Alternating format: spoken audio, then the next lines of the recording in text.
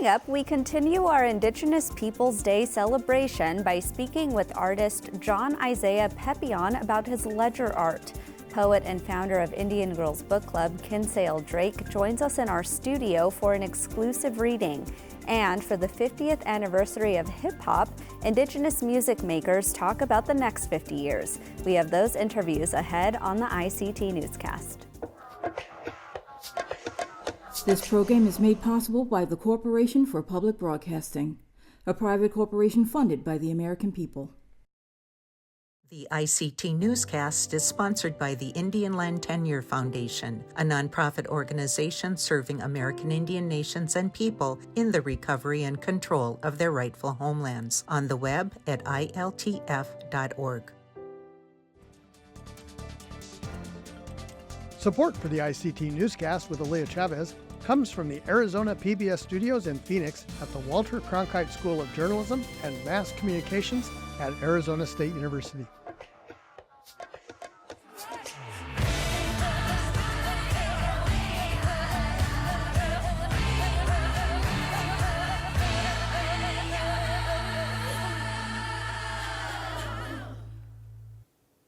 Amirawa Hopa, I am Aaliyah Chavez, and we thank you for joining us for this special edition of the ICT Newscast.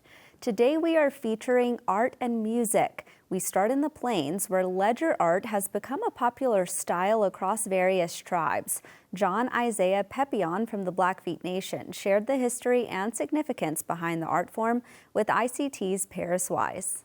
One of the first starts of ledger art was in the 1800s when the government started forcing assimilation policies on the Indigenous peoples of America and Canada, and started putting us on reservations and start locking us up for living the life that we live, say as hunting buffalo, going on raids, or just protecting our people and feeding our people.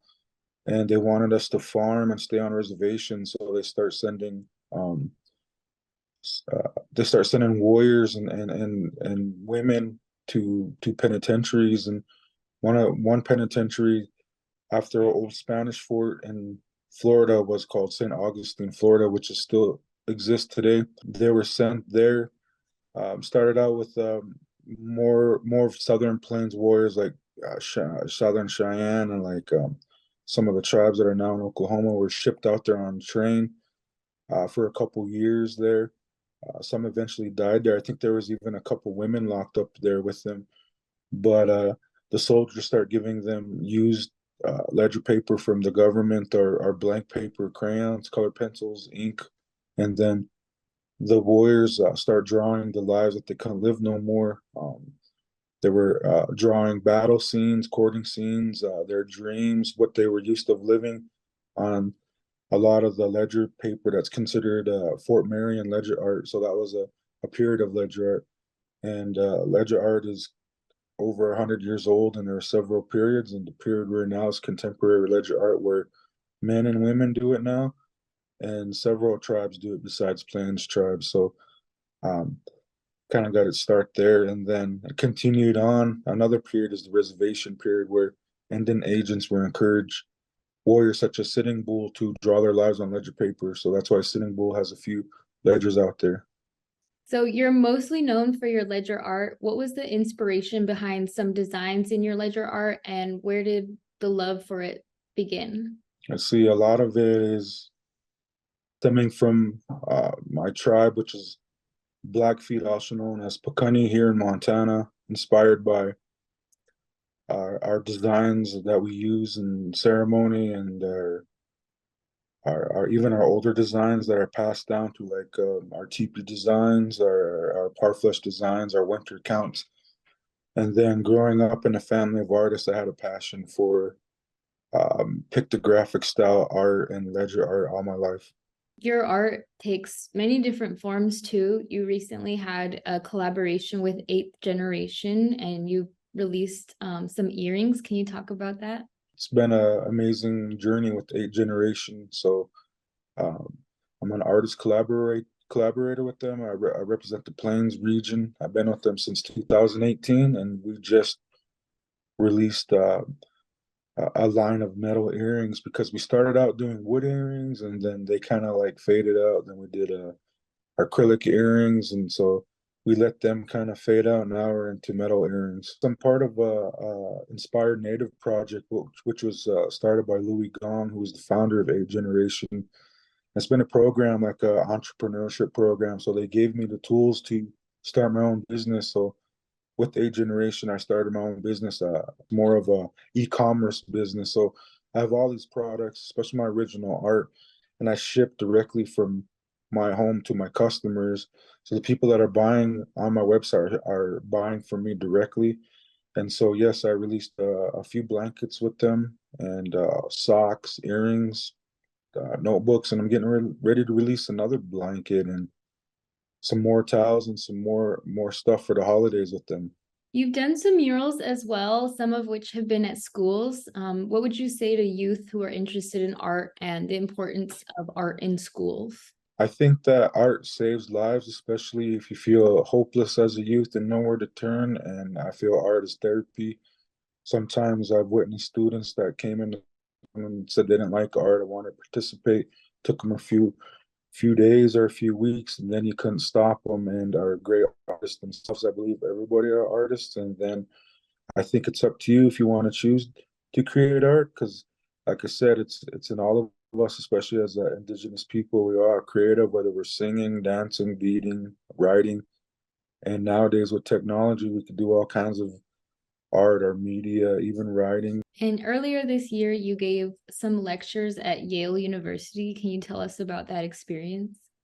It was a great experience. I was invited out actually by a non-Indigenous student who happened to be part of their Indigenous Studies program, and found me on Instagram. And then we worked out all these opportunities and ideas. So I went out to Yale and gave some lectures to students and visited a few places, but also visited um, the Yale Peabody collection of items from my tribe, and building a relationship with the museum. And also looked at the Beinecke collection. Went to the Beinecke Library, where there's numerous thousands of items and things from around the world. It's one of the world's biggest collections of all kinds of history and books. So they have a lot of Native American, even original ledger art in there. So I researched a lot of original ledger art.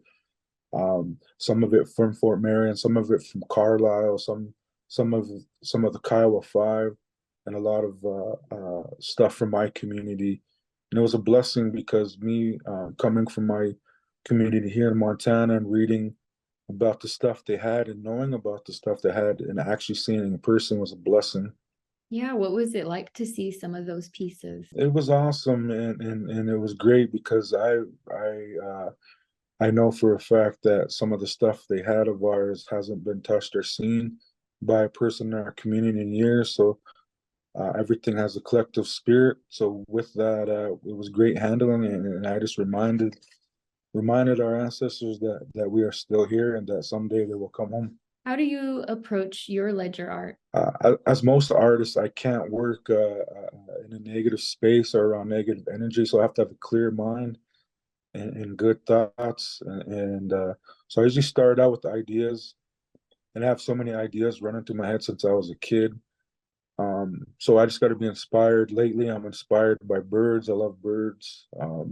So I usually get a piece of paper. I don't choose the writing or the date. I just choose the size and how it looks, the texture. Like if it's kind of like um, older, more gray, or if it's more lighter, depends. And I draw right on the ledger paper. I sketch right on it, erase my marks, add the ink, and then the details. And so every piece is just chosen at the moment of time, because I have different pieces of paper laying around. Sometimes I just dig through it and find one that just appeals to me at the moment. And how can people see your art in the meantime or get one of your pieces? I have a website, which is just my name, John Isaiah Pepion, and they could find my social media through there. I post a lot on Instagram daily, sometimes on my Facebook. I even have a Facebook art page, but you can find a lot about what I'm doing on my website, and has all the products I have on there. I try to keep updated with my originals. And then I share what I can, even with my shows or where I'm showing on Instagram. John Pepion, thank you so much for joining us. Thank you. Award-winning poet Kinsale Drake has spread her love of writing and literature through her organization called the Indian Girls Book Club, which has been featured in Teen Vogue. I interviewed Kinsale here in our studio, where she gave us a performance of her poem titled "Put That on KTNN." Take a look. Put on that KTNN. My mother was raised on Patsy Cline and Hank Williams country that bounced in on her father's radio. Even today, I know I am nearing home when the pop music crackles into KTNN, licks of fluent Navajo flitting between Loretta Lynn and Johnny Cash.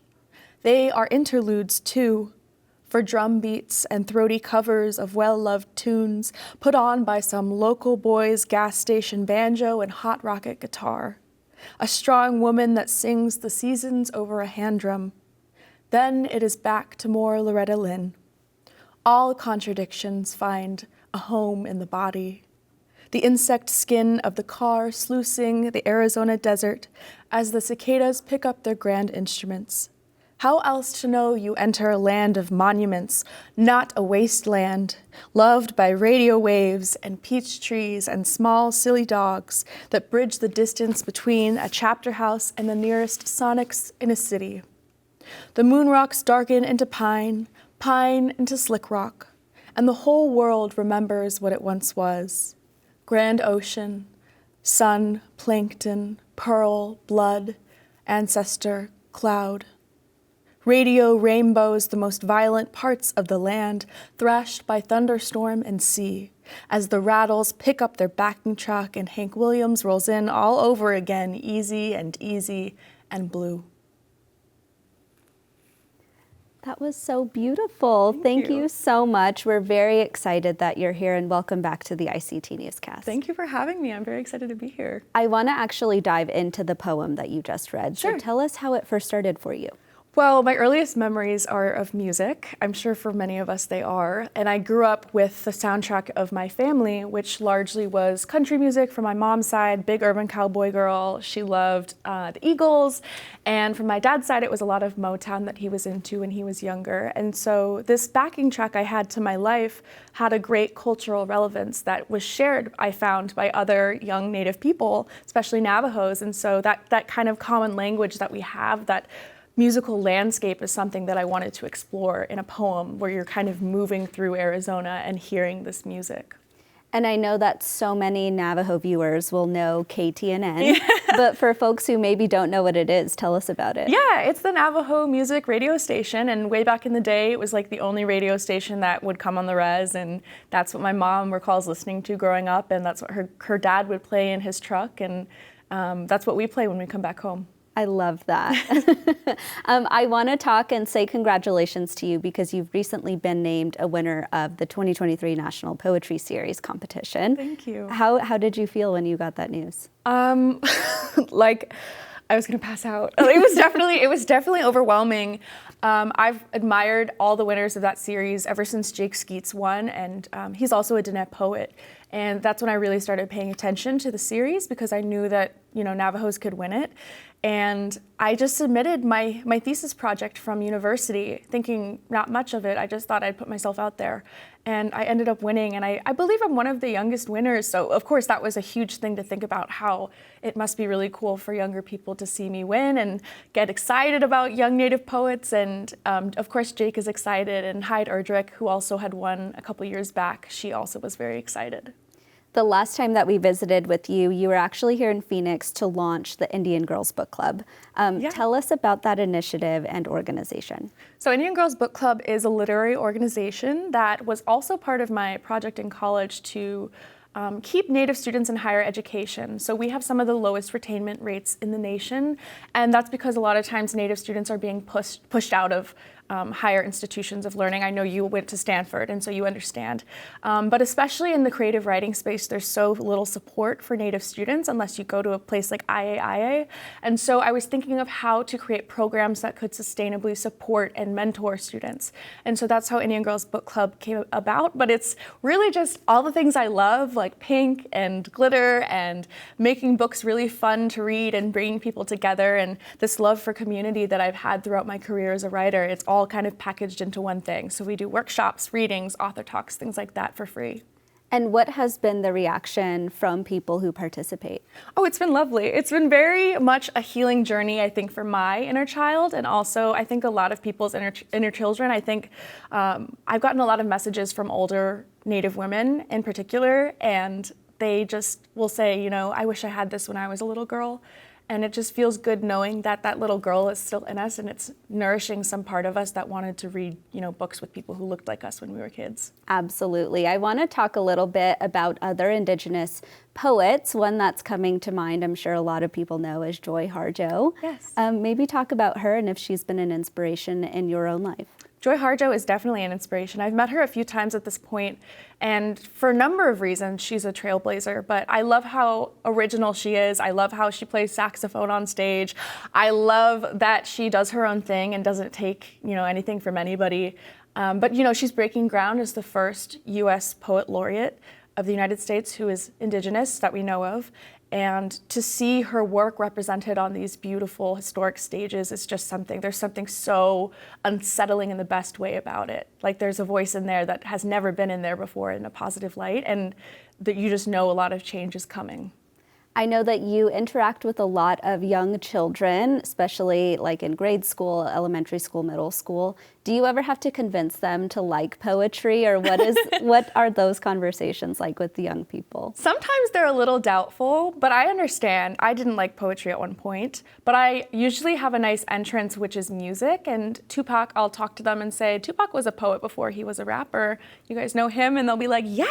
So sometimes that'll get their attention. But poetry is all around us, and I think it influences us in pop culture much more than we think it does. Absolutely. I want to know what you're listening to right now or what you're reading right now in terms of poetry. Yeah, so poetry, I listen to The Slowdown with Major Jackson. I was just a guest on that show, and it's a poetry podcast that pairs music and important conversations recently about environmentalism with some poems by poets across the country.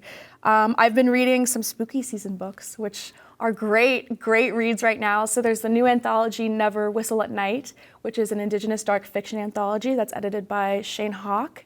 And I've been loving the cover art for that. The other one is Louise Erdrich's book, The Roundhouse, which is a scary read, but very necessary to understanding the violences that impact Native women contemporarily. And then finally, My Heart is a Chainsaw by Stephen Graham Jones. It's a slasher novel with a Native emo protagonist, and it really doesn't get any better than that. So I'm not going to spoil too much of that one, but that's a favorite of mine. You've had such a bright career so far, so I have to ask you, what's next for you? I have my first book coming out. That's kind of what I'm focused on. It's just a dream come true, and I'm so excited that, you know, I get to share these poems and meet with young Native writers and be able to mentor them, and I hopefully will get to teach eventually. I'm still gonna be going to grad school in the next 2 years or so, and hopefully be a mentor for Native students in the future. I know that a lot of our viewers will want to, stay connected with you. So tell us very quickly where people can find you. Yeah, you can find me at Kinsale Hughes on Instagram, and you can also find Indian Girls Book Club there. So that's just the same as the name, at Indian Girls Book Club. Well, I've loved this conversation. That poem was so beautiful. Yet again, thank you so much for joining us. Thank you. Moving on to more spoken word, this year marks the 50th anniversary of hip hop. Indigenous rappers Moo Moo Fresh and Tall Paul reflect on their own start and how they and other Native artists have been impacted by the music. ICT's Vincent Moniz has the story. I am the daughter of freedom fighters and farmers, bootleggers and number runners, copper color skin like clay, cooler than Indian summers, blooded by oracles and seers, water porters and healers, once were warriors, now killers and drug dealers. Mississippi, Choctaw Creek, but raised in Baltimore, so my vernacular from the streets, we move carefully. My pack of wolves, they care for me prayerfully. You'll only lose a limb fooling with them. I am the product of a gypsy and a kingpin. I exist somewhere between Egypt and Sing Sing. Born to be a revolutionary since a wee thing. Rebellion in the memory of the memories I was drinking.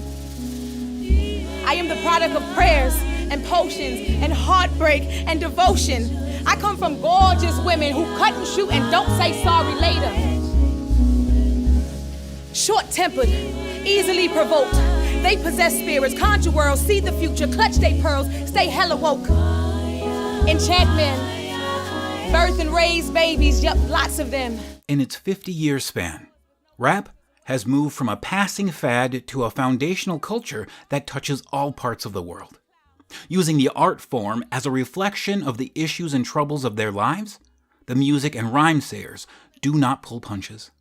In the beginning, the messages and stories were met with fear or disrespect by mainstream culture. Mississippi Choctaw Nation descendant Moo Fresh got her start just wanting to beat her older brother in a rap battle in front of the Baltimore, Maryland Indian Center. I really got into rapping, trying to keep up with my older brother. He is a really good freestyle rapper. And we grew up in Baltimore, Maryland. You know, we went to the Baltimore Indian Center, City Indians. And he would sit out on the front step with his friends, and he would tell me and my sister that we couldn't come on the front steps when his friends were there. And they would sit outside and, you know, rap together. And I would sit in the window, and I wanted to come outside, partially because we didn't have central air, you know, so it would be really hot inside in the summertime. And I wanted to sit outside where it would be a little cooler. And I wanted to listen to them rap. So I would come outside, and he would say, if I came outside, he would then start battling me and, you know, calling me names and just, you know, saying, and everyone would laugh because it was so good. He was so just genius about the way he could just tear your self-esteem apart. And it's laughable now, but even then I didn't like take it personally. I just thought to myself, I have to get better. You know, I would get chased back in the house, and I would start writing down raps, and I would say, I'm going to get to sit outside one day. And so I would just go back in the house, and I would write down raps, all the things, you know, criticism about his teeth and, you know, his forehead and everything I could think about, you know. Those I've wronged and who have wronged me, gotta treat them like family. Get your money due, we do Kawashin, Jamashka Wizigan, me Dutch but me, it is Igan, me Shishanam, Zagit Iway, when Gnu Shishanam, Bisendel Wishanam, me Wayne Janaga Moyan, Nima show me sweet do Kawashanam, Jit I budget too young, Nishanabe is your twawin, me Jit bit, get came to mind, K guy, Nishanabe, be my dizzy win. One of the things that separates native hip-hop is the inclusion of indigenous melodies and languages. Prayers in a Song, written by Leech Lake Ojibwe citizen Tall Paul, features the hip-hop artist rapping to the beat in his language. Paul, who was raised in South Minneapolis, Minnesota, knows that it takes a lot of work to find success. The rapper, who continues to tour and make new music, talks about his hopes for the future of indigenous people in hip-hop. You know, I just hope that we continue to express ourselves in a way that's true to ourselves as artists, you know, and, you know, whether it's as natives or from our own personal experiences, you know, I feel like I'm a mixed bag between making sure I speak on things that are relevant to our people, but, you know, it's a natural thing because it also relates to me. I just write and rap about everything that's naturally close to my heart and on my mind. And, you know, it's this natural process of packaging myself within my native culture and putting it into this avenue of hip hop. And it goes out into the world, and it's, you know, an expression of myself and who I am in that time. And I just hope that, you know, us artists, us native artists, continue to express ourselves in ways that are true to ourselves, you know, regardless of how close we grew up into the culture or around our people or not, you know. I hope we just keep on, you know, diversifying our skills and talents within this genre, and that we grow with the culture and you know, expand just like it has done. And, you know, I hope that, you know, the visibility continues to increase and that more and more of us are able to get platformed and get opportunities based on, you know, this gift to us that is hip hop. Anything is possible. You know, there was a time when the response to hip hop was like, turn that noise off. And if you have a belief about something in your heart that you feel driven to do and to push, like, don't give up on it, even if no one believes in it. Even if it's just you, if everyone says like, this will never work, this is stupid, but if you feel strongly about it, keep pushing it. Because even if you don't get to experience the benefits of it, you could open the door for someone else to be able to experience the benefits of it and be a forerunner and a trailblazer. I think about that when I think about 50 years of hip hop, that no one thought it would make it, like Biggie said, they never thought hip hop would take it this far. It's so true. And it should stand as a testament that anything that you can think of, if you can visualize it, you can bring it into reality. And at first they laugh and then they join in. Then they say, how can I join? Mumu Fresh and Tall Paul both acknowledge that though it is a tough road, the next generation of Native hip-hop will find the way to the top. In Bismarck, North Dakota, Vincent Moniz, ICT News.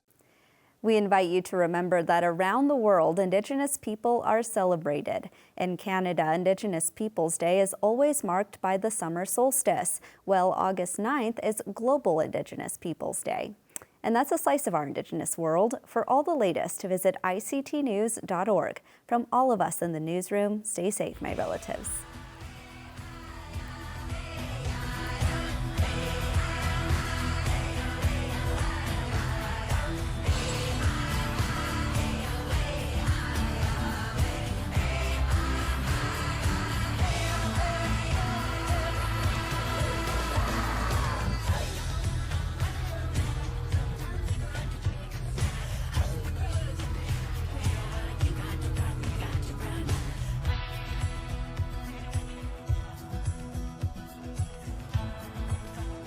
This program is made possible by the Corporation for Public Broadcasting, a private corporation funded by the American people.